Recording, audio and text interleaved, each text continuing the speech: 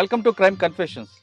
గతంలో గ్రామాల్లో పెట్టుబడిదారుల యొక్క పెత్తనాలకు లేదా అక్కడ జరుగుతున్న అరాచకాలు చూసి తట్టుకోలేక బడుగు బలహీన వర్గాల ప్రజల కోసం వాళ్ళ అభివృద్ధి కోసం చాలామంది యువకులు అడుగుబాటు పట్టారు.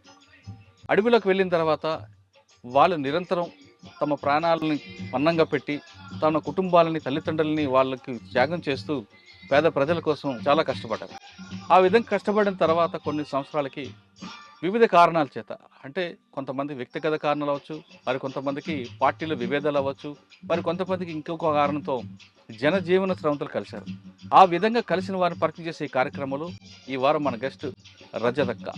అచ్చంపేటలో ఒకప్పుడు పోలీసులకి ముప్పతిప్పలు పెట్టిన రజదక్క, వైఫ్ ఆఫ్ రమాకాంత్ అన్న.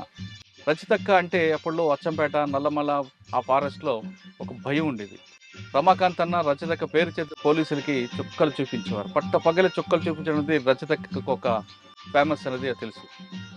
రజదక్క అచ్చంపేటలో ఉన్నప్పుడు ఎటువంటి కార్యక్రమం చేశారు, అసలు అడవి బాట ఎందుకు పట్టాల్సి వచ్చింది, పట్టిన తర్వాత వాళ్ళు పార్టీలకు వెళ్ళినప్పుడు పేద ప్రజల కోసం వాళ్ళు ఏ విధంగా కష్టపడ్డారు, అక్కడ ఉన్న చెంచుల కోసం వాళ్ళు నిరంతరం ఏ విధంగా వాళ్ళు పరిజ్ఞానం కానీ రాజకీయ పరిజ్ఞానం తీసుకురావడంలో వాళ్ళు ఏ విధంగా కృషి చేశారు అనే అంశాలతో పాటు ప్రస్తుతం ఆవిడ జీవితం ఎలా కొనసాగుతున్న విషయాన్ని ఆ అక్క గారిని తెలుసుకున్నాం. అక్క నమస్తే. రజదక్క అచ్చంపేట, కొల్లాపూర్ ఆ ప్రాంతంలో ఒకప్పుడు మీ హవా. రజదక్క, రమాకాంత్ అన్న వీళ్ళందరూ పేర్లు చెప్తే చాలు భయపడేవారు.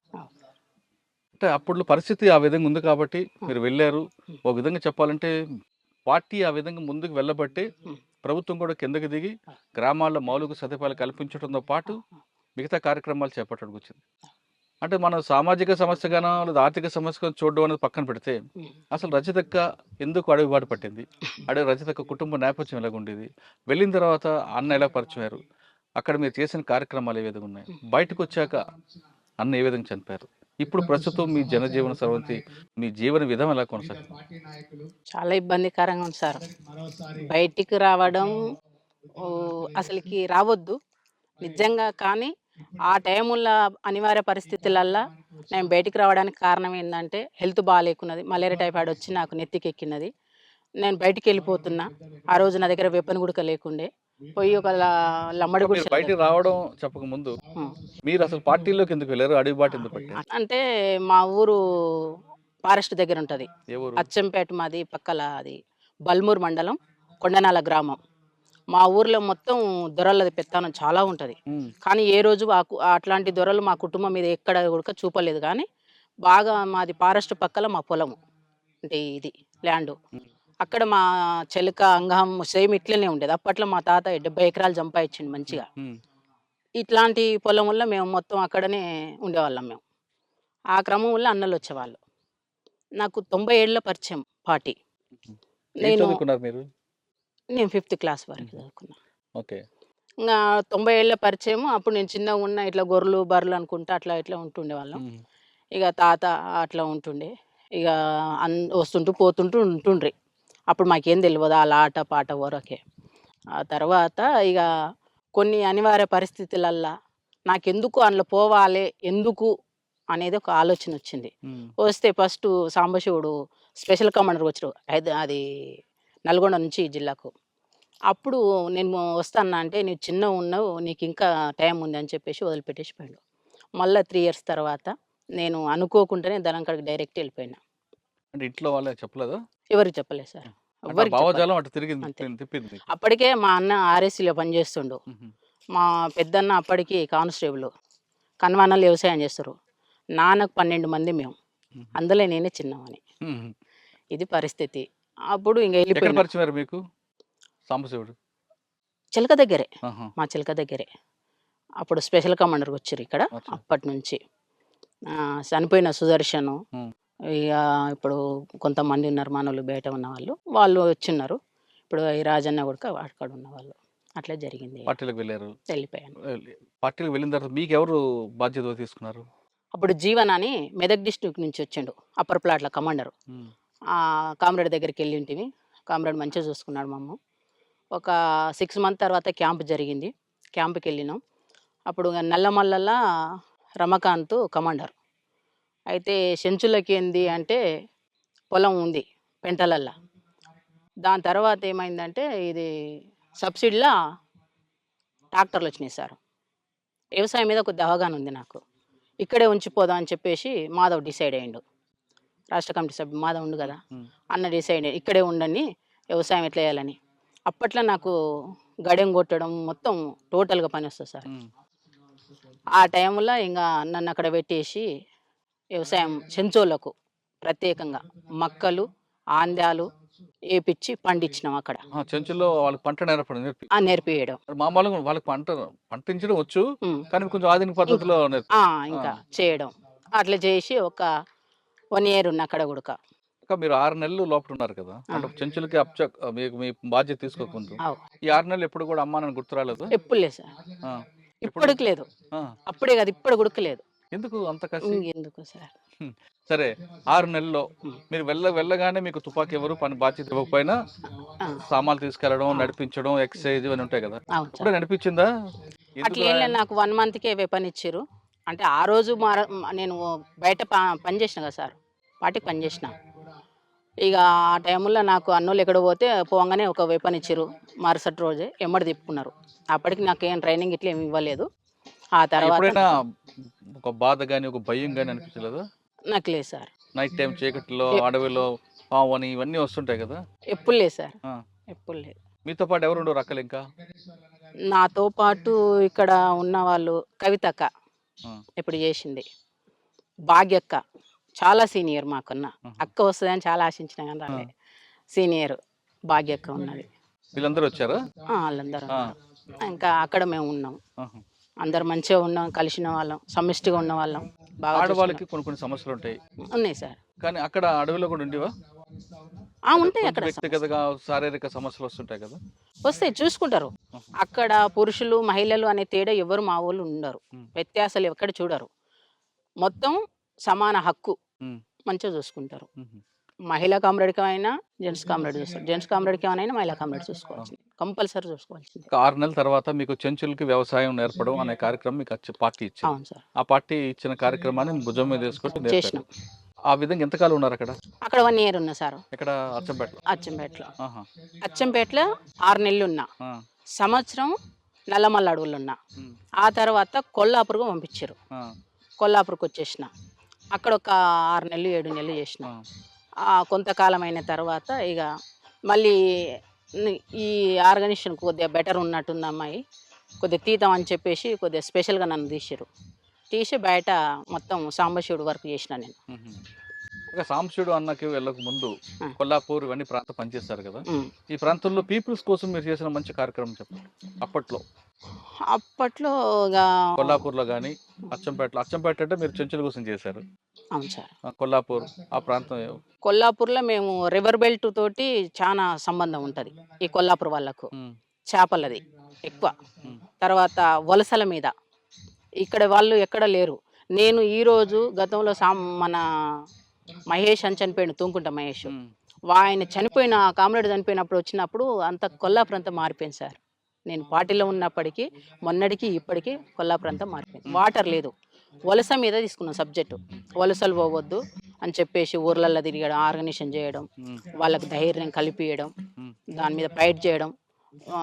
వీళ్ళు గుంపు మేస్త్రులు ఉంటారు, గుంపు మేస్త్రులను తీసుకొచ్చి కొట్టడం, చెప్పడం, వార్నింగ్ ఇవ్వడం, దీని మీద ఆ సబ్జెక్ట్ మీద చేసినాం. పార్టీ నిర్ణయాల మేరకు కొన్ని కార్యక్రమాలు చేశారు. Okay sir. చాలా మంది పేద ప్రజలు మీ అడవిలోకి వచ్చి అన్నాలు కలుసుకొని అప్పుడు కొన్ని సమస్యలు చెప్పేవారు. చెప్పినప్పుడు వాడిని దండించాలి లేదా శిక్షించాలి, ప్రజాకోర్టులో వాళ్ళని పనిష్మెంట్ ఇవ్వాలి అనుకో నిర్ణయం తీసుకుంది. మీరేమైనా ఒకటి చేశారా? సింగిల్ గా కాకుండా గ్రూప్ చేసినాం. ఏం చేస్తారు? స్వామి అని కమాండర్ ఉండే ఇక్కడ కొల్లాపూర్కు, అతను కమాండర్ చేసి వాళ్ళ దాంట్లో మేము పాల్గొనే వాళ్ళం. ఇక ప్రజా కోర్టు పెట్టడం, కూర్చోబెట్టి పిలిపించి మాట్లాడడం, వినకపోతే తనడం, అవన్నీ చేసాం సార్. ప్రజా కోర్టులో మీరు ఒకటి సంఘటన చెప్పండి, బాగా గుర్తుండిపోయింది. ప్రజా కోర్టు అంటే షింగోటం జరిగింది సార్. అక్కడ మాట్లాడారు, సాంబశివుడు మాట్లాడిండ్రు. నేను సెంట్రీ పోస్టు, నీవు ఎక్కడ వస్తారు నా సెంట్రీ పోస్టు అది అట్లా. అక్కడ అంటే తర్వాత కుడికిళ్ళలో కూడా ప్రజా కోర్టు పెట్టినాం. ఆడగుడక కొంతమందిని పిలిపించి మాట్లాడి ఆడగుడక ఇంటర్వ్యూ ఇచ్చి అవి చేసేసినాం అక్కడ కూడా. ఓకే. నల్లమల్లిలో మీరు సమయంలో సార్ సాంబశివుడు అన్నతో ఎక్కువగా ఉండేవారు కాబట్టి ఆయన మీద అటాక్ చేయడానికి చాలా రకాలుగా దాడులు జరిగాయి కదా ఎక్స్చేంజ్ అవును ఆఫ్ ఫైర్లు. ఒకటి తప్పించుకున్నారు ఏమన్నా? ఒకటని గుర్తుందా? ఎవరు సాంబశివుడ మేమా మీరు నేనా సార్ ఆయనతో పాటు ఉన్న సమయంలో సార్ ఒకటి చెప్పండి. ఇది మన కొండనాల నుంచి బిల్లకల్ అడవులు సార్. బిల్లకల్ దగ్గర గుట్ట ఉంటుంది పైన చెరువు మీద రుసుల చెరువు మీద ఉంటుంది ఒక గుట్ట. ఆ రుసుల చెరువు మీద ఈవినింగ్ అయి ఫుల్ బ్యాచీలు. ఈవినింగ్ అయింది, ఒక కామ్రేడ్ చాలా ఛాయ్ పిచ్చే కామ్రేడ్కు. ఇక వచ్చేసి మొత్తం కట్టెలు ఇడిచేసి ఛాయ్ పెడుతున్నాడు. ఆ టైంలో నేను ఏం చేసిన అంటే, నేను అప్పటికి 1+1 కమాండర్. నేను వెళ్ళిపోయి మొత్తం అన్నీ ఇంత కటింగ్ పేపర్ తీసుకొని పోయినా. వాళ్ళు చదువుతుంటే నేను బయటికి ఎట్లా పోయినా వాష్రూమ్కి పోయినా. వెపన్ పెట్టుకొని వస్తారు. వెపన్ పెట్టుకొని వస్తుంటే ఏందబ్బా వీళ్ళు నల్గొండలా మనోళ్ళ అని చెప్పేసి నేను చూసేసిన. 2 అక్కలు సెంట్రీలు ఉండరు. కొద్దిగా ఏదో టెన్షన్ పడ్డరు, డౌన్ అయిపోయారు. కూర్చున్న వాళ్ళు డౌన్ అయిపోయారు, అట్లే పండుకున్నారు. ఎందుకు పండుకున్నారు అబ్బాయిలు అని చెప్పేసి నేను చూసే వరకు 5 మంది మంచిగా వస్తారు. పోలీసు వాళ్ళు ఇన్సాస్లు వేసుకొని వస్తారు. మాకు నల్గొండలో ఏపీటీ ఉన్నది, కానీ ఈడ కాదు కదా ఏపీటీ, ఇక్కడ ఎందుకు వస్తారు అని చెప్పేసి నాకు డౌట్ వచ్చింది. వచ్చేసి ఎమ్మటే ఫైర్ అని గట్టిగా కాసిచ్చేసిన, ఎమ్మటే ఫైర్ చేసేసిన. సాంబశివుడు, రమాకాంత్ వీళ్ళంతా రిట్రీట్ అయ్యారు. నేను ఒక్కదానే అయిపోయిన. అక్కడికి సెంట్రీ పండుకుంది. ఎమ్మటే నా మీద అటాక్ చేసేసారు. 5 మంది వెపన్స్తో మొత్తం నా మీద తూటాలు గుర్చేసినాయి. ఎమ్మటే గాయం ఇక్కడ నుంచి ఇక్కడ మొత్తం ఇక్కడ వరకు ఇంకా ఉంది బుల్లెట్. ఇక గాయాలైనాయి. ఇక అందరు వారిపోయారు. ఒక 3 ఉన్నారు, నన్ను తీసుకుపోయారు. ఇంకా మా ఎమ్మటే మొత్తం బ్లడ్. మా కామ్రేడ్స్ 2 ఉన్నారు నా ఎమ్మటి, జెంట్స్ కామ్రేడ్ 2. ఇంకా అన్నలు తీసుకుపోతుంటే ఆ అన్నలు ఎమ్మటే నేను పోతుంటే నా ఎమ్మటే బ్లడ్ వస్తుంది. ఆ బ్లడ్ ఎమ్మటే వచ్చేసారు పోలీసులు. అప్పుడు ఒక 8 రోజులు మేము డివైడ్ అయిపోయినాం. ఎక్కడోళ్ళం అక్కడ డివైడ్ అయిపోయి చాలా ఇబ్బంది పడ్డాం. ఆ ఎన్కౌంటర్లు మామూలు ఎన్కౌంటర్, అన్ని ఎన్కౌంటర్లు చాలా, కానీ ఆ ఎన్కౌంటర్ స్పెషల్ సార్. ఎందుకు అంటే ఎక్కడోళ్ళు అక్కడ విడిపోయారు, నాకు గాయమైంది. ఇక సాంబశివుడు ఎట్లా దిగారు, అన్ని ఊర్లలో బ్యాచీలు అంటే పెంటలల్లా అంతా ఏంటిది చింతకాయలు కాల్చుకొని తిన్నాం సార్. తర్వాత మన బియ్యం నానబెట్టుకొని, ఆ ఎమర్జెన్సీ బాటిల్ ఉంటాయి మాకు ఎమర్జెన్సీకి ఇక్కడ, అందులో బియ్యం నానబెట్టుకొని తినేసినాం. 2 days అయింది, సాధ్యం అయితే లేదు. పైన చార్సిన మేడం హెలికాప్టర్లో కుమింగ్ చేస్తుంది. అప్పటికి ఒక ఎన్కౌంటర్ అయింది. బొమ్మనపల్లి అతను సీన్ అని కామ్రేడ్ చచ్చిపోయిండు. ఇక ఫుల్ బ్యాచ్లు సార్, ఎక్కడ పోయినా బ్యాచ్లు. ఇక నాకు సాయంత్రం వరకు మొత్తం ట్రీట్మెంట్ చేసేసారు. మళ్ళీ తెల్లారి ట్రీట్మెంట్ చేసేసి బ్లడ్ కంట్రోల్కి వచ్చేసింది. ఒకటే చెప్పేసిండు, ఏం చెప్పిండంటే నీవేం చేస్తావో బ్యాచ్లు మొత్తం రిట్రీట్ కావాలని చెప్పేసి నాకు చెప్పేసిండు సమస్య. సరే చలో అని చెప్పేసి నా ఎమ్మటి ఒక మురళి అనే అన్న ఉన్నాడు, వచ్చిండు అన్నాడు. మురళి, నేను, నా సభ్యుడు రాజా అని 3 కలిసేసి వచ్చినాం. ఇక వచ్చేసి కొన్ని యాక్షన్లు చేసినాం. ఎక్కడ? పెద్ద కొత్తపల్లి. దానికి రివర్స్ చేస్తే బ్యాచ్లు ఇక్కడ అదవుతారని చెప్పేసి పిలిపించుకోవడానికి బ్యాచ్లు ఇక్కడ అటాక్ అయింది. యాక్షన్ చేయాలనే డెసిషన్ ఎవరిది, నిర్ణయం ఎవరు తీసుకున్నారు? సాంబశివుడు. ఎవరెవరి మీద చేయాలండి? పొలిటికల్ టీడీపీ పార్టీ ఎవరు ఉంటే వాళ్ళు. టీడీపీ పార్టీ ఉన్నప్పుడు ఎంపీపీనే ఆయన, బహుశా ప్రేమ్ ప్రకాష్. ఆయన చేశాడా లేదా పార్టీ నిర్ణయం మేరకేనా?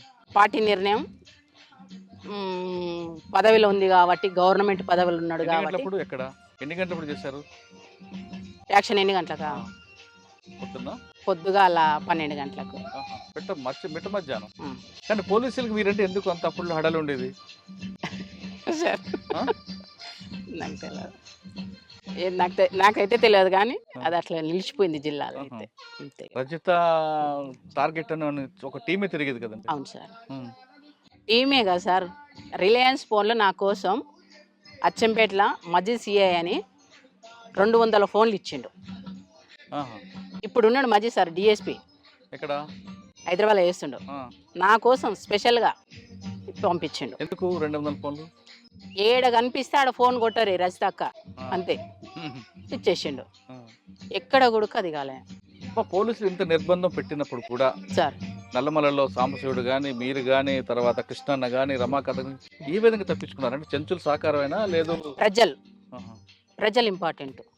ప్రజలతో మమేకమైతే ఎంత ఎవరైనా ఓడిపోతారు. ప్రజలు తలుచుకుంటే ఎవరైనా మనం చీడ పురుగులం వేస్తారు నాకు తెలిసినంత వరకు అయితే. ఇక నేను తిరిగే క్రమంలో బాగా టార్గెట్ చేసిరు నన్ను, మామూలు టార్గెట్ చేయలే. ఇక ఏమంటారు దాని బ్యాచీలు రకరకాల ఎదురుపడి పీకులాడుకున్నాం గలీజ్గా. అప్పుడు నేను మావోయిస్ట్ అని మర్చిపోయినా. నేను ఎందుకు ఎవరు ఏ బ్యాచ్? పోలీసులు నేను మావోయిస్ట్ అని మర్చిపోయినా. వాడు గలీజ్గా అన్నప్పుడు మనం ఎందుకు అనాలి? అసలు యాక్చువల్గా మా పార్టీలో మావోయిస్ట్ పార్టీ అని అనొద్దు గలీజ్గా. మావోయిస్ట్ పార్టీలో గలీజ్గా మాట్లాడదు. ఈ క్రమంలో అతను అంటుంటే, పోలీస్ అంటుంటే నేను కూడా వాళ్ళు ఎదురు పడినప్పుడు ఎందుకు తిట్టుకోవడం ఎందుకు వచ్చింది అంతవరకు? ఎందుకు వచ్చిందంటే నేను ఇట్లా ముఖం కడుగుతుంటున్నా. ఒకటైంది సార్, ఫుల్ జ్వరం వచ్చింది. ఇట్లా ముఖం కడుగుతున్నా. లేచి అమ్మలు వస్తా అమ్మ అన్న చిలకల కొబ్బరి చెట్టు మాడి చెట్టు ఉంది. అమ్మలు వస్తున్న క్రమంలో ఇట్లా ముఖం కడిగి ఇట్లా చూస్తే బ్యాచ్లు అక్కడి వరకు వచ్చినాయి. సేమ్ షెడ్ వరకు వచ్చేసినాయి. అబ్బా ఇక్కడ వరకు వచ్చినాయి ఏంది ఇట్లా చూసి, షాము ఏం పోలీసులు లేకురా అన్న. ఏం కామ్రేడ్ అన్నా, కామ్రేడ్ ఎప్పుడు వెళ్ళిపోయాడు. నేనేం చేయాలి? నేను జ్వరం మతనున్నా. లేచి చూస్తే అంతా మొత్తం బ్యాచ్లు చుట్టుముట్టేసినాయి. ఆ బ్యాచ్ మొత్తం నాకు రౌండ్ ఆఫ్ చేసినాయి. ఏం చేయాలో నాకు అర్థం కాలే. ఒక ఎంత 8-9 ఫీట్ల ఎత్తుకు గోతి ఉంటుంది. గోతిలో దుంకేసిన. ఇక్కడ పోయింది అని చెప్పేసి అన్నారు. వాళ్ళు అటు వాగానే ఇట్లా లేచిన. ఇంకా బూతులను తిట్టుకుంటే ఏమంటారు, ఫైర్ చేయలే. వాళ్ళు ఫైర్ చేస్తే పడిపోయేదాన్ని. వాళ్ళు నేను కనీసం ఒక 6 కిలోమీటర్ రన్నింగ్ సార్. 6 కిలోమీటర్ మామూలు రన్నింగ్ కాదు. ఫస్ట్ టైం అది ఇంకొకటి ప్లేన్ ఏరియాలో రన్నింగ్ మామూలు ఉండదు. అట్లా రన్నింగ్ చేసిన. పరిగెడుతూ బూతులు తిడుతూ పరిగెట్టారు. ఇంకా అట్లా వెళ్ళిపోయేసిన.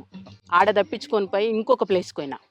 ఇంకొక ప్లేస్కి పోయి వర్షాన్ని ఉంటే ఆ వర్షాల వైపు వర్షాన్ని ఎర్జి ఉంటుంది కదా ఒడ్డు, ఆ ఒడ్డు పక్కల వండుకున్న వర్షాన్ని సాటు చేసుకొని నా పైన పక్కనే వచ్చేసి కాలు చేతులు కడుక్కుంటాడు పోలీస్ ఆయన ఉడక బోర్కాడ. ఏందబ్బా అని ఇట్లా చూస్తే అట్లే అనికి పండుకున్నా.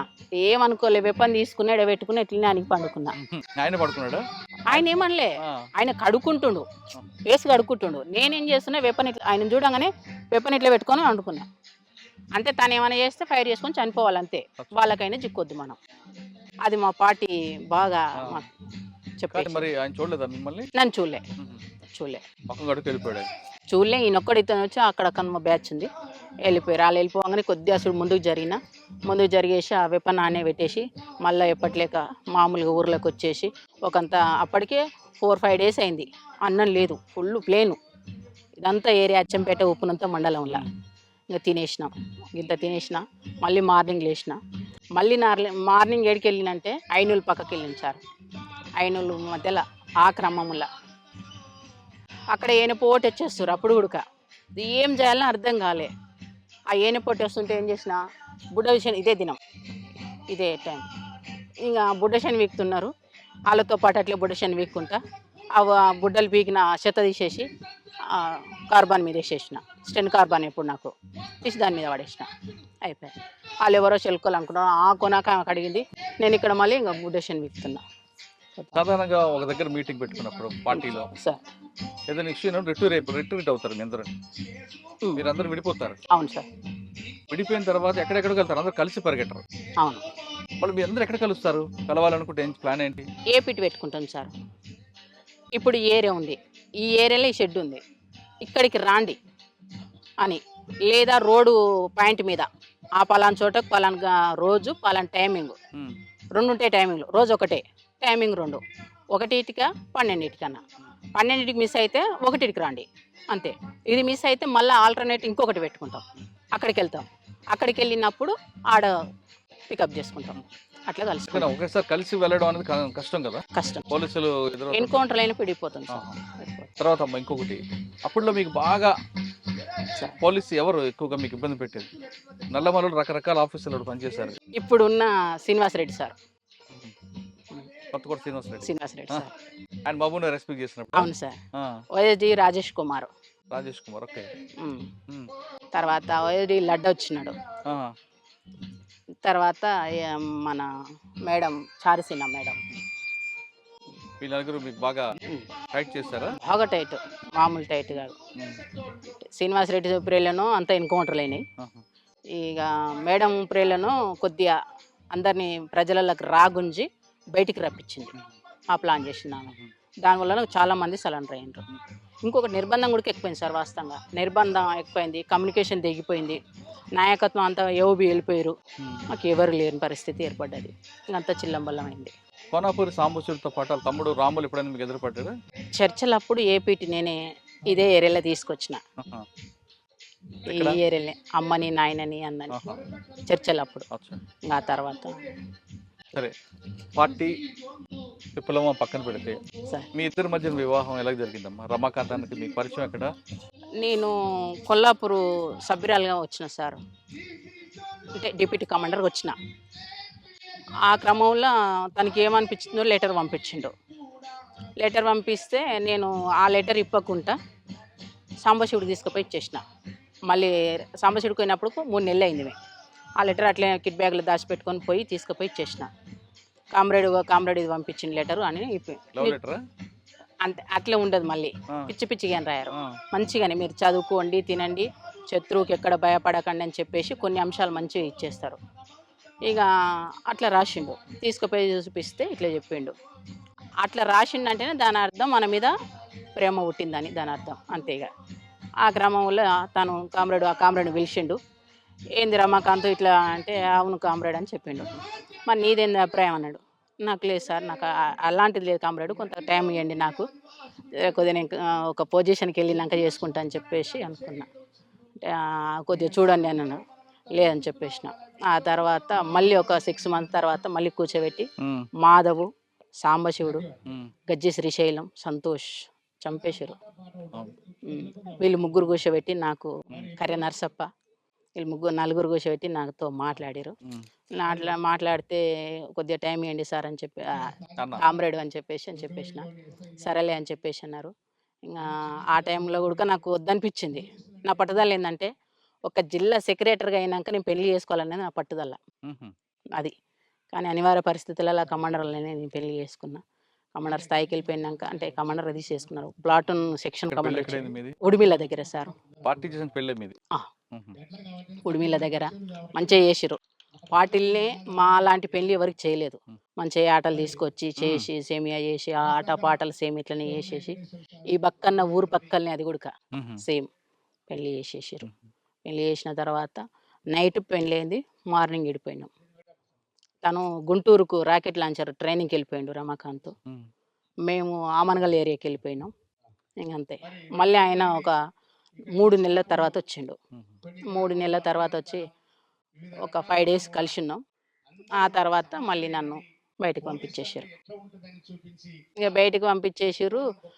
ఇక కామ్రేడు సెక్రటరీగా పనిచేసిండు. ఇక నేను బయట కొన్ని పనులు చేసుకుంటే తిరిగిన.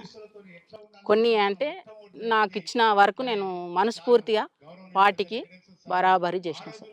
నేను వాళ్ళ లేక వీళ్ళ లేక ఏ రోజు కూడా భయపడలే.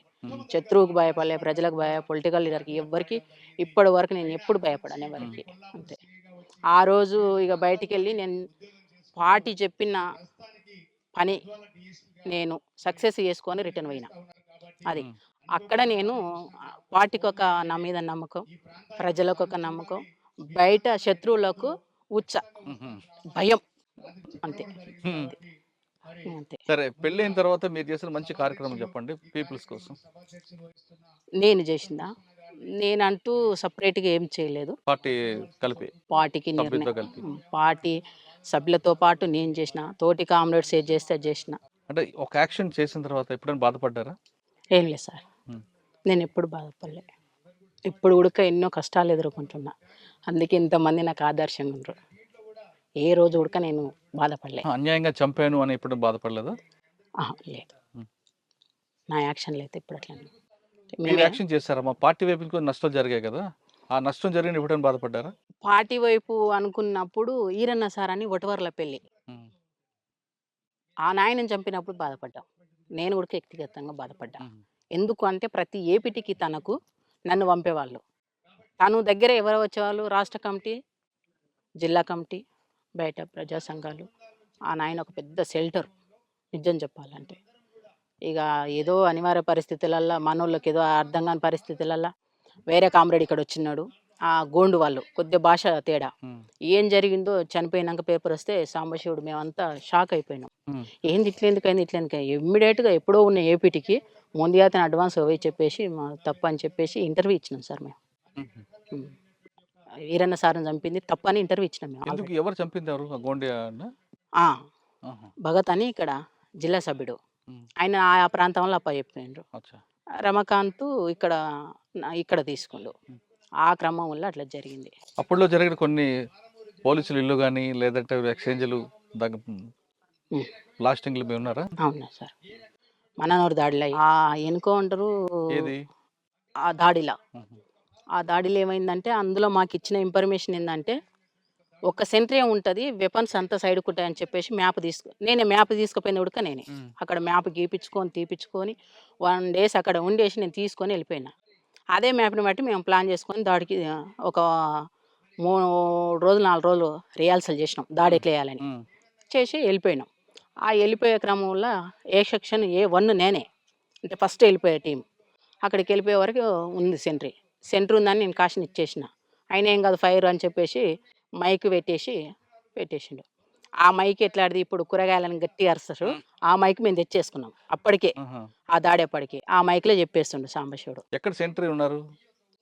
మీద ఆహా, ఈ పోలీస్ స్టేషన్‌కి. స్టేషన్ మీద పైన. ఓకే. అక్కడికెళ్ళినాం. అక్కడికెళ్ళినాక ఫైర్ అయింది.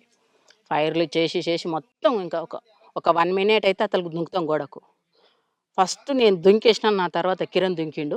దుంకిన తర్వాత నెక్స్ట్ కామ్రేడ్‌కు గొంతులో తూట పడ్డది సార్. ఉహు. గొంతులో తూట పడి ఎన్నుబొక్క కాడ ఎళ్ళింది. స్పాట్‌లో చనిపోయిండు. ఇంకొక కామ్రేడు ఇప్పుడు కొల్లాపూర్ కమాండర్ చేసిన స్వామి అన్న గదా! ఉమ్, ఆ కామ్రేడ్‌కి తొడకు పడ్డది. ఇద్దరు మా దిక్కే అయిపోయారు. ఇక మేమేం చేస్తాం? మేము అడ్వాన్స్ కాలేకపోయినాం. రిట్రీట్ అయినాం. ఉమ్. మాతో పాటు ఏ సెక్షన్ ఇటు కొద్దిగా అటు ఇటు కాగానే బి సెక్షన్ ఎక్కిపోయింది. సి సెక్షన్ అడ్వాన్స్ కాలేకపోయింది. దాడి ఫెయిల్ అయింది. ఉహు. అదేవిధంగా Amarabad police station attack out post. Amarabad police station మీద కాదు సిలిండర్ గోదాం. సున్నిపేట దగ్గరలో పోలీస్ స్టేషన్ మీద అటాక్ అవుట్ పోస్ట్ మీద చేశారు కదా. ఊకే ఫైరింగ్ అవి మన్నూరు పోలీస్ అవుట్ పోస్ట్. మీద దాడి. అదొక సెంటరీ ఒక పైన ఉంటారు. హ్మ్. తర్వాత పక్కా పోలీస్ స్టేషన్ వచ్చింది కదా. అవును. అక్కడ పోలీస్ స్టేషన్ తీసారు అట్లా అవును. అచ్చంపేట పెట్టేట్టున్నారు అవును సార్. అట్లా జరిగిపోయింది. కదా. మా పెళ్ళి అయింది, పార్టీలు ఉన్నారు, యాక్షన్లు అన్నీ జరిగాయి కదా. మరి ఎందుకు బయటికి ఎందుకు వచ్చారు? బయటికి రావడానికంటే అందరూ అప్పటికి సరెండర్ అయ్యిండ్రు సార్. మేము నలుగురు కామ్రేడ్స్ ఉన్నాం. నరు నలుగురు ఇట్లా నేను నా భర్త ఉన్నాం. ఆ క్రమంలో నాకు బాగా టైఫాయిడ్, మలేరియా వచ్చేసింది. నన్ను సీరియస్‌గానే ఒక 3 నెలలు లోపడిగానే ఉంచుకున్నారు. బయటకి పంపలే. ఎందుకంటే ఈమె సీరియస్‌గా బయటకు పోతే మళ్ళీ తిరిగి చంపేస్తారనేది ఒక బాగా ఉన్నది. పంపలేదు. చివరికి రమాకాంత్ ఏం చేసిండు, హెల్త్ అన్న బాగా చూపించుకొని డెన్నులన్న ఎక్కడన్నా పెడదాం అని చెప్పేసి పంపించిండు. పంపించేస్తే అచ్చంపేట ఏరియాలోకొచ్చిన. వాళ్ళేమో లంబడోళ్ళు. వాళ్ళ గుడిసె దగ్గరున్న. వాళ్ళే స్నానం చేపిచ్చిర్రు. జరం జరం కాదు. రొట్టిచ్చిర్రు. తిన్నా, కూర్చున్నా. కూర్చున్నాక అమ్మ టైం అయితుంది మరి పోదాం హాస్పిటల్‌కన్నా. అమ్మ పొద్దుగాల తోలుకుపోతున్నది. ఆ లంబడోళ్ళ అమ్మ బిడ్డ చెల్లెలు. ఆ పిల్లని ఇంపర్ మారిందని మాకు తెలవదు. ఉహు. పండుకున్నాం కరెక్ట్ 4 గంటలకు వచ్చేసారు పోలీసోళ్ళు. 4 గంటలకు వచ్చేసి మంచం వేసిర్రు. మంచం మీద నేను పండుకున్నా. వచ్చేసి వెపన్ ఇట్లా పెట్టేసిర్రు. ఇట్లా మొఖం మీద చెదర తీసిర్రు. అట్లా బెడ్‌షీట్ తీయంగానే ఇట్లా చూస్తే అన్ని వెపన్సే కనిపిస్తున్నాయి. వెపన్స్ కనిపించే వరకు ఇట్లా లేసి చూసిన. చూసే వరకు ఇక పోలీసోళ్ళు. ఏమనలేదు సార్. ఎవరు మీరంటే "నువ్వు లేవు" అని అంటే మా సభ్యుడు ఒకడు వచ్చిండు అందులో. "నువ్వు లేవా అక్క" అని లేచిన. ఏందని? "ఏం లేదు అక్క" అని. సరే ఈడనే ఉండండి. ఏంటికి వచ్చిరన్న. ఏమనలే. ఏంటికి రాలేదు మళ్ళీ ఎందుకు వెపన్స్ తీసుకొని వచ్చినావు అని చెప్పేసి అన్నా. లేదక్క అని ఆ అబ్బాయి అన్నాడు. సరే ఈడనే నిలబడరా అని చెప్పేసి అన్నా. అన్నాక వాళ్ళేమనుకున్నారు అంటే జ్వరం ఉంది ఈమె ఎక్కడ పోతుందని అనుకున్నారు. పోలీసులు. అంతే ఉమ్, నిర్లక్ష్యంతోటి ఉన్నారు. ఉమ్, ఇక గిరిబాబు ఎస్ఐ కొట్టండి కొట్టండి అంటూనే ఉండు కానీ కొట్టలే. వాళ్ళు కొట్టొద్దనే ఉన్నట్టుంది ప్లాన్. ఇక ఏమనలేదు. గుడిసె స్టార్ట్ చేసుకున్న ఒకటే పరారు. ఉమ్. అంతే పరారైనా ఇక ఆ జ్వరం మొత్తం ఎక్కడ పోయినా నాకు తెలియదు. 4 డేస్ అసలుకి నేను ఎక్కడో ఏం చేసినో నాకే తెలియదు సార్. అప్పటికి మేము బాగా ఇబ్బందులు ఉన్నాం. మళ్ళీ పొయ్యి వచ్చేసి బిల్లకంట్ల ఆ పోలీసులు పోయే దారిలో వండుకున్నాం. ఉమ్. దారిలో వండుకుంటే అక్కడ మొత్తం మా రిలేషనే మొత్తం వచ్చేసిర్రు. వచ్చేసి ఎవరు ఈడ వండిర్రు, ఎవరో చంపేసిపోయారు అని చివరికి వస్తే నేను అక్కడ మా అన్న ఉన్నాడు. మా అన్న మా మేనబావ ఉంటాడు. వాళ్ళిద్దరు పోటీ వచ్చేసారు. చూసినాక ఎవరు మీరంటే ఏమంటలేను. ఇంకా చివరికి తీసుకెళ్ళారు ఇంటికి. ఇంటికి తీసుకెళ్ళి ఏమైందమ్మా ఏమైందని, ఏం లేదు. ఇంటికి గుడక తీసుకపోలేదు వాస్తవంగా. అక్కడ వాళ్ళ గుడిసె ఉంటుంది, గుడిసె దగ్గర కూర్చోబెట్టారు. వీళ్ళు తీసుకొని పోతుంటే అక్కడ నుంచి పోలీసులు వచ్చేసారు. గుడిసెని రౌండ్ అప్ చేసారు. అంతే ఇక ఏం మాట్లాడలేదు, రౌండ్ అప్ చేసారు. ఇక మా అన్న అంటుండు, మా చెల్లెని చంపకండి, వచ్చింది మేము చెప్తాం సార్ అని మొత్తుకుంటుండు. ఏం చంపముకో లక్ష్మి, ఎందుకు బాధపడతావు ఆగు అని చెప్పేసి అన్నారు. అంతే ఇక తీసుకొని పైనకి తీసుకొని కొద్ది దూరం నడిపించారు. 4 కిలోమీటర్లు నడవాలి, వెహికల్ ఉండదు అక్కడ. 4 కిలోమీటర్లు నడిచినాక ఇక వాళ్ళ వెహికల్ ఎక్కించుకొని వచ్చారు. అప్పటికే మా అన్న మా ఊరు చేశారా? అవును సార్. సరెండర్ కాదు. లేదు సార్. రమాకాంత్ ఎప్పుడు దొరికారు? రమకాంత్ దొరకకుండా తనంతలకు తను నా తర్వాత 3 నెలల తర్వాత తను ఎవరి వాళ్ళకు ఫోన్ చేసి వాళ్ళ ద్వారా సరెండర్ అయ్యాడు. అంటే పార్టీకి చెప్పే సరెండర్? ఇంకా పార్టీ ఎక్కడ సార్ ఈ జిల్లాలో లేదు. మా ఇద్దరు వరకే క్లోజ్ లేదు. సభ్యులంతా వెళ్ళిపోయారు. ఆయనతో పాటు ఇద్దరు సభ్యులు. తర్వాత పార్టీ నల్లమల్ల పూర్తిగా కంప్లీట్ అయినప్పటి వరకు ఉన్నా నేను. 2007 లాస్ట్లో 8 ఆ టైంలో వచ్చేసాను. అది మాతోటే క్లోజ్ అయిపోయింది.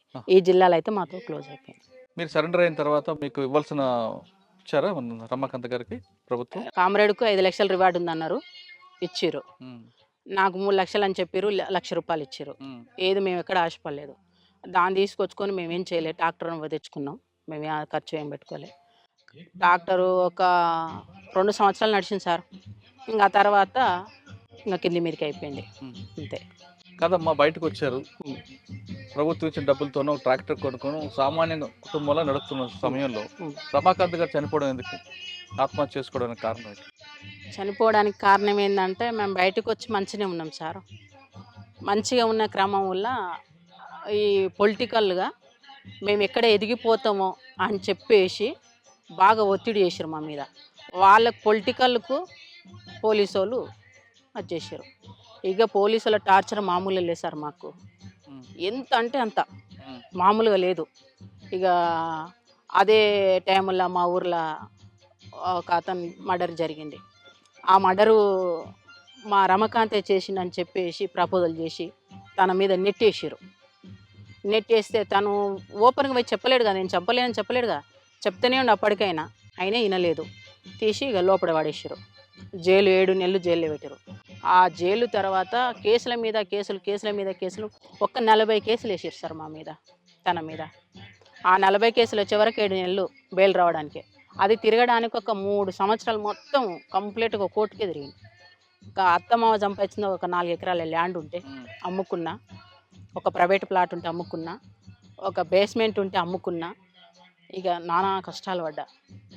ఎవరి దగ్గరికి పోయినా కానీ ఆ రోజు ఈరులు సూరులు అని మాట్లాడారు ప్రతి ఒక్కరు, ఎవరు సహకరించాలి. అంటే అప్పుడు అనిపించింది నాకు, ఇలాంటి చెత్త వ్యవస్థకు మనం పనిచేసినామా, నేను ఎందుకు పోయినా, ఈయన ఎందుకు చేసిండు చెత్త వ్యవస్థలా, మాకు అప్పుడు అనిపించింది సార్. అప్పటి వరకు మంచిగా అనిపించింది. కానీ ఆ తర్వాత బయటకు వచ్చినాక మేము ఇన్ని ఇబ్బందులు పడుతుంటే ఎవరికి మాకు హెల్ప్ చేయలే. ఏ పొలిటికల్ లీడర్ హెల్ప్ చేయలే, ఏ పోలీస్ హెల్ప్ చేయలే. సాధారణ జనం మమ్మల్ని అంటేనే ఒక దొంగ, ఒక రవిడి ఈ కోణంలోనే చూసిండు. ఆ పరిస్థితిలో వెళ్ళిపోయింది. అప్పుడు అర్థమైంది వ్యవస్థ అంటే ఏంటో మీకు. అంతే. ఈ చెత్త వ్యవస్థకి మేము ఎందుకు చేసినాము, అందుకే ఇప్పటి వరకు నా మైండ్లో ఈ చెత్త వ్యవస్థకి ఎందుకు, ఇప్పటి కూడా పొలిటికల్గా రా అని పిలుస్తున్నారు నన్ను, కానీ ఇలాంటి వ్యవస్థకు నేను సెట్గానేమనిపించింది సార్. నేను అది చాలా అసలు ఇవన్నీ ఒడిదుడుకులు ఎదుర్కొంటూ వస్తున్నాం. నేను పార్టీలా బలంగా ఒడిదుడుకులు ఎదుర్కొంటూనే ఎదిగిన, ఇక్కడ ఉడక ఒడిదుడుకులతోటే బతుకుతున్నా. అన్న ఎలా చనిపోయారు, ఆత్మహత్య చేసుకున్నారా? అవును సార్. అన్న మీద తెలిసి వయసులో లోపలికి వెళ్ళారు. అవును సార్. అమ్మా నాన్న కాదని అక్కడ పార్టీ ఆదేశాల మేరకు పీపుల్స్ కోసం పనిచేశారు, రమాకాంత్ పెళ్లి చేసుకున్నారు. ఒక చిన్న కుటుంబం మీది.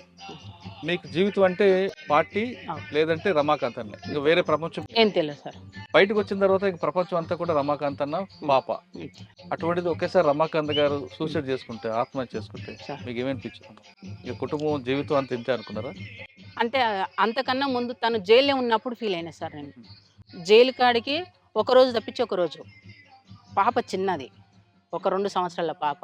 ఆ పాపను ఎత్తుకోవాలి, పోవడానికి ఛార్జీకి పైసలకు కూలి పోవాలి నేను. కూలి పోతే 2 రోజులు కూలి పోతే ఆ కూలి పైసలు తీసుకొచ్చుకొని ఈ జైలు కాడికి పోవాలి నేను. ఈ స్టేజ్‌కి వచ్చేసింది నా పరిస్థితి. ఇక అప్పుడు అనుకున్నా వద్దు ఇట్లాంటి పరిస్థితులు వద్దని చెప్పేసి చాలా కష్టపడి, చాలా ఇబ్బందులు పడి తనని బయటికి తీసుకొచ్చుకున్నా. తనని బయటికి తీసుకొచ్చుకున్నాక ఇంకా అప్పులు చాలా అయినాయి. ఏం చేయాలో మాకు అర్థం కాని పరిస్థితి. ఒక్కొక్క కేసుకి ఒక్కొక్క లాయర్ ఒక 50,000 తీసుకున్నారు సార్. అట్లా 40 కేసులు ఉన్నాయి నాకు మా సార్ మీద.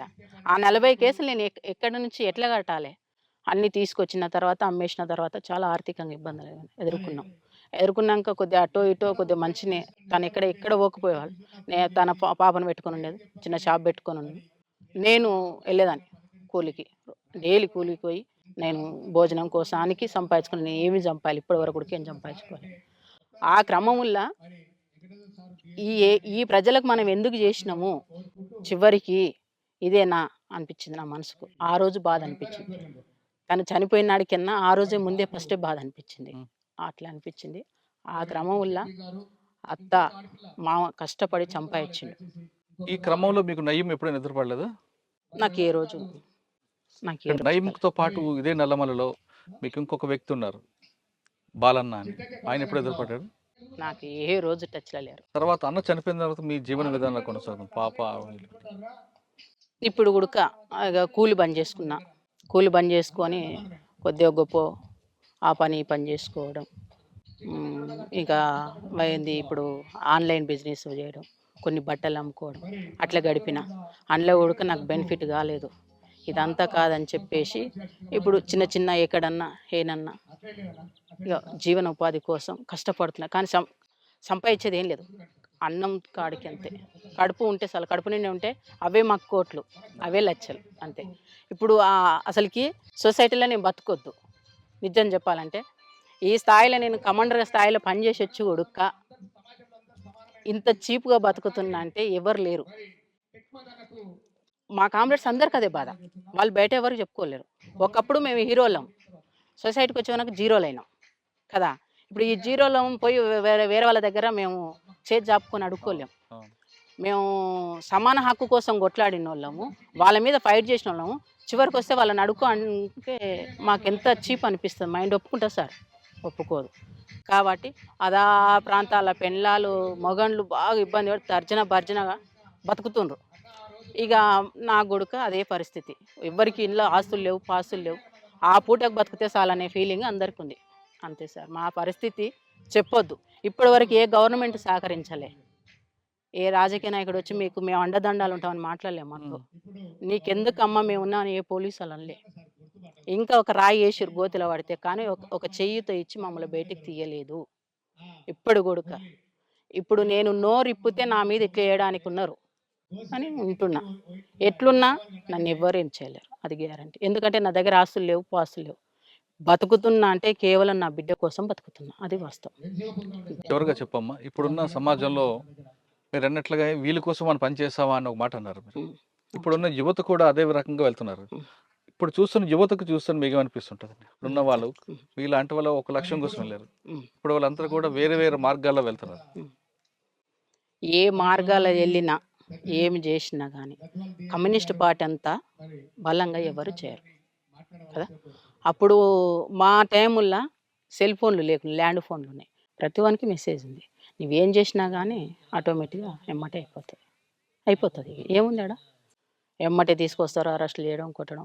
ఎక్కడ బలపడుతుంది? అంటే నేను వాళ్ళని ఉద్యమం వైపు వెళ్ళమని చెప్పడం లేదు. ఇప్పుడు కొంతమంది యువత ఒక పద్ధతి పాడు లేకుండా, ఒక బాధ్యత లేకుండా పెరుగుతున్న యువతకి మీరు ఇచ్చే మెసేజ్ ఏంటి? మెసేజ్ ఏంటంటే నిజంగా అమ్మా నాన్నకు మంచి పేరు తెచ్చుకోవాలి అనుకుంటే సరైన రూట్లో నడవడం కరెక్ట్. సరైన రూట్లో ఉండాలి. మనం ఒకరికి ఆదర్శంగా నిలబడాలి. తప్పు చేయొద్దు, తల వంచొద్దు. నా లక్ష్యం. నేను ఎక్కడ ఉన్నా నా సర్కిల్ అదే చెప్తా. గౌరవంగా ఉండాలి. సంపాదనలు, ఆస్తులు, పాస్తులు మన ఎమ్మటి రావు, ఏమీ రావు. వచ్చినప్పుడు చనిపోయినప్పుడు వచ్చేది ఏంటంటే ఒక పేరు, బస్ అంతే. మనకు కావాల్సింది ఒక పేరు తెచ్చుకొని చనిపోవాలనేది నా ఉద్దేశం సార్. యువతకు ఏంటంటే గౌరవించాలి. ఎదుటి వ్యక్తిని ఎప్పుడైతే గౌరవిస్తామో ఇట్లాంటి హత్యలు, ఇట్లాంటి రేపులు, ఇట్లాంటి సమస్యలు ఎక్కడ కూడా రావు. ఎదుటి వ్యక్తిని మనం గౌరవిస్తలేము అంటేనే అన్నీ జరిగిపోతుంది. అది సార్. ఒకప్పుడు పేద ప్రజల కోసం అడుగుబాటు పెట్టిన రచితక్క, రమాకాంత్ గారు కొన్ని సంవత్సరాల పాటు అడవిలో ఉన్నారు. వాళ్ళు ఎండనక, వాననక కుటుంబాలు త్యాగం చేసుకుంటూ ప్రజల కోసం పనిచేసిన వాళ్ళు ఇప్పుడు అదే ప్రజల దగ్గరికెళ్ళి చేతులు చాచాలంటే వాళ్ళ ఆత్మాభిమానం చంపుకున్నట్లు అవుతుంది. కొంతమంది నక్సలెట్‌లాగా మాజీలుగా మారి తర్వాత సెటిల్మెంట్ చేయడం చేతకాక అటువంటి బాట పట్టక ఈమె ఇంకా సాధారణ కుటుంబంలో జీవిస్తున్నారు. ఆవిడ చెప్పే మెసేజ్ ఒకటే. ఇప్పుడు రాబోయే యువత కూడా చూస్తున్న యువత గాని, ఎవరికైనా గాని ఒక బాధ్యతగా పెరగండి. సమాజానికి మంచి పేరు తీసుకొచ్చేలా చేయండి. దానివల్ల మీ కుటుంబానికి కూడా మంచి పేరొస్తదంటూ రచయితకు చెప్తుంది. ఇది ఈ వారం రచయితతో ఎక్స్‌క్లూజివ్ ఇంటర్వ్యూ. వచ్చే వారం మరో గెస్ట్‌తో మళ్ళీ కలుద్దాం. అంతవరకు నమస్తే. Thank you. Thank you.